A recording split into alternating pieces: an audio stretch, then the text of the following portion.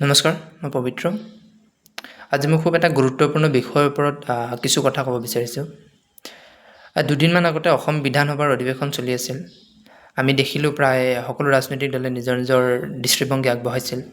বহু আলোচনাত ৰাজনীতি, অভিযোগ, প্ৰত্যাহ্বান আৰু নিজৰ স্বাৰ্থৰ বিষয় অধিক প্ৰাধান্য পালে।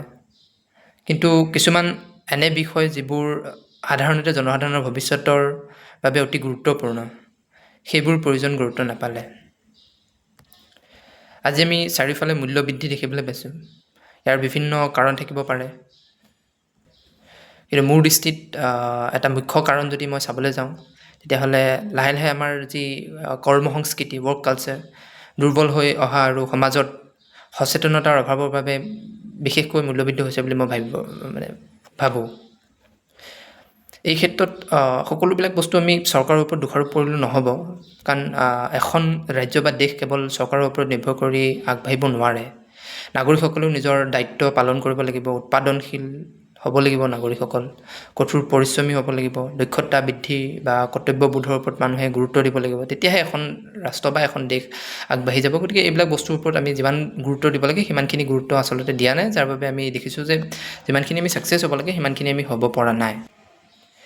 এখন গণতান্ত্ৰিক দেশত যিহেতু আমি বসবাস কৰোঁ, গতিকে গণতান্ত্ৰিক দেশ হিচাপে আমাৰ গণতন্ত্ৰৰ যদি আমি বৈশিষ্ট্যসমূহ চাওঁ, তাত আমি দেখিবলৈ পাওঁ বিৰোধী দলৰ খুব এটা ডাঙৰ ভূমিকা থাকে। গতিকে অসমত বৰ্তমান পৰিস্থিতিত আমি দেখিবলৈ পাম যে বিৰোধী দলৰ যিমানখিনি ভূমিকা থাকিব লাগে সিমানখিনি দেখিবলৈ পোৱা নাযায়, বা শক্তিশালী বিৰোধীৰ খুব অভাৱ অসমত বিশেষকৈ, আৰু যাৰ বাবে চৰকাৰক যিমানখিনি ধৰি লওক জবাবদিহি কৰিব লাগে সিমানখিনি বিৰোধী দলে জবাবদিহি কৰিব পৰা নাই, বা জনসাধাৰণৰ সমস্যাবিলাক তেওঁলোকে যেনেধৰণে বিধানসভাত উত্থাপন কৰিব লাগে সেই বস্তুবিলাক সিমান ধৰণে উত্থাপন কৰিব পৰা নাই। গতিকে যদি বিৰোধী পক্ষ দুৰ্বল হয় বা নিজৰ সঠিকভাৱে দায়িত্ব পালন কৰিব নোৱাৰে, তেন্তে গণতন্ত্ৰ দুৰ্বল হ'বই। গতিকে গণতন্ত্ৰ সিমান শক্তিশালী কেতিয়াও নহ'ব। গতিকে সেই বস্তুটো আমি অসমত দেখিবলৈ পাইছোঁ। গতিকে মোৰ বিশ্বাস এটা যে আমাৰ প্ৰয়োজন কেৱল চৰকাৰ সলনি কৰাই নহয়, বৰঞ্চ কৰ্মসংস্কৃতি আমি গঢ়ি তুলিব লাগিব, নাগৰিকক সচেতন কৰিব লাগিব, যিমান পাৰোঁ সিমান শক্তিশালী দায়িত্ববোধ নাগৰিক গঢ়ি তোলাৰ ক্ষেত্ৰত আমি আগবাঢ়ি আহিব লাগিব, তেতিয়া আমি সফল হ'ব পাৰিম। গতিকে এই গোটেই বস্তুবিলাক ওপৰত আমি গুৰুত্ব দিব লাগিব, তেতিয়া আমি আগবাঢ়ি যাব পাৰিম। গতিকে আপোনালোকেও আপোনালোকৰ মতামত আগবঢ়াব। গতিকে আমি কৰ্মসংস্কৃতি যদি গঢ়ি তুলিব নোৱাৰোঁ, তেতিয়াহ'লে আমি যি লক্ষ্যত উপনীত হ'ব লাগে সেই লক্ষ্যত উপনীত হয়তো হ'ব নোৱাৰিম। বাকী ৰিচেণ্টলি এটা অখিল গগৈদেৱৰ এটা সাক্ষাৎকাৰত মই দেখিলোঁ যে তেওঁ কৈছে যে আমি প্ৰফেচনেল আছাম ওপৰত আমি গুৰুত্ব দিব লাগিব, আমি বেনিফিচিয়াৰী আছামৰ ওপৰত গুৰুত্ব দিলে নহ'ব।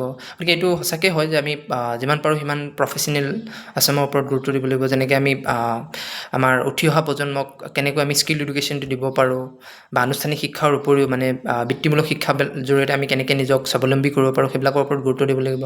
গতিকে মই ভাবোঁ বৰ্তমান যিহেতু আমি অসমৰ পাৰ্চপেক্টিভত যদি চাওঁ, অসমত বিৰোধী দল একেবাৰে শক্তিশালী নহয়। গতিকে আমাৰ উঠি অহা যিখিনি প্ৰজন্ম, যি শিক্ষিত প্ৰজন্ম, তেওঁলোকে জনসাধাৰণক যিমান পাৰি সিমান সজাগতা কৰাৰ লগতে